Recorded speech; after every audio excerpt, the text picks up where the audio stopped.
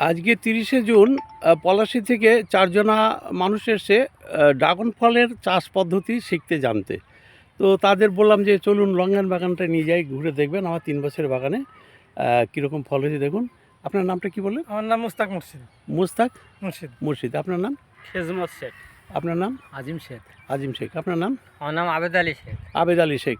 যাক, এই জন্য এসে এই বাগানটা দেখে কিরাম লাগলো? এই যে আপনারা যে লঙ্ঘন বাগান এর আগে কি দেখেছেন, খেয়েছেন? না দেখিনি। যাক, ভালো লাগলো, আমি খেয়ে টেস্ট এই খুব দেখুন, সুন্দর।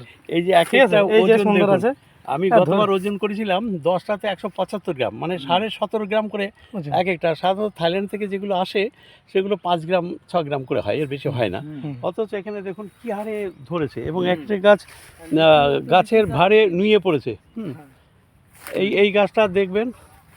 আর এই গাছটায় রাত্রে কিছু ছেলেবেলা চুরি করে নিয়ে গেছে ওই বেড়া ভেঙে। এইগুলো আমরা আবার লেবুর কাটা টাটা দিয়েছি এখন। এই দেখুন কি হারে ফল ধরে আছে। হ্যাঁ, এই এক একটা ফলের ওজন কত! না ভালো। যাই হোক, আপনাদের খুব ভালো লাগলো, আপনারা এসে দেখে গেলেন। পারলে বাড়িতে খাওয়ার জন্য, ছেলেপেলের জন্য 2-1টা করে লাগাবেন। হ্যাঁ, লাগাবো। তাহলে এই দেখুন সব এত ফল ধরেছে, সব মাটিতে গড়াগড়ি খাচ্ছে। তাও আমরা বাঁশ দিয়ে উঁচু করছি, তাও মাটিতে ঠিক আছে। ঠিক আছে। ফলের ভরে নিয়ে গেছে। ফলের সাইজটা কি এরকমই?